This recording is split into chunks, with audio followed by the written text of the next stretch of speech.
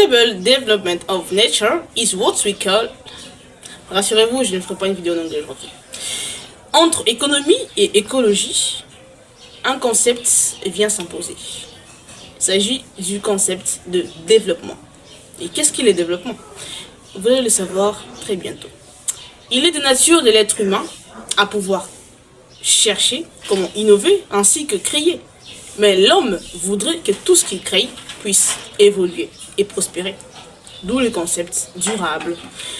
Il s'est dénoté qu'il est nécessaire de connaître l'importance des ressources naturelles, puisque les ressources naturelles font partie des éléments essentiels.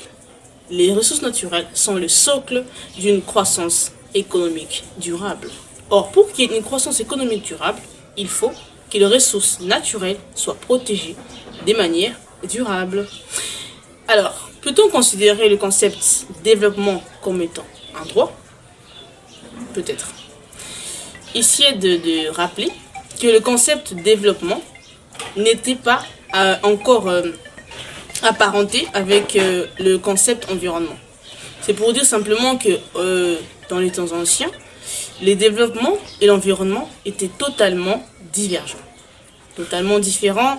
Ils n'allaient pas de pair, parce que quand on parlait de la protection de l'environnement, on faisait simplement allusion à la lutte contre les pollutions. C'est-à-dire que quand il s'agit de protéger l'environnement, là on fait juste allusion à des conflits liés à l'environnement, à la pollution et consorts.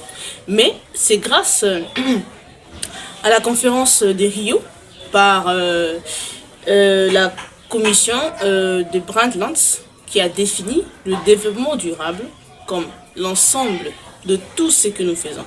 De satisfaction équitable des générations présentes, tout en protégeant l'environnement pour les générations futures. Alors c'est là qu'intervient le concept de développement durable.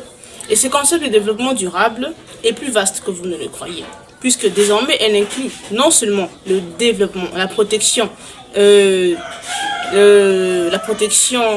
de l'environnement, mais elle inclut aussi le développement social ainsi que le développement économique. Donc la croissance économique et la croissance écologique font partie du développement durable.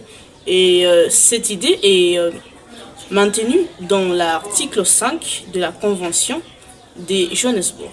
C'est celle qui dit que le développement durable, le développement économique ainsi que le développement social sont les piliers du concept de développement durable. Merci.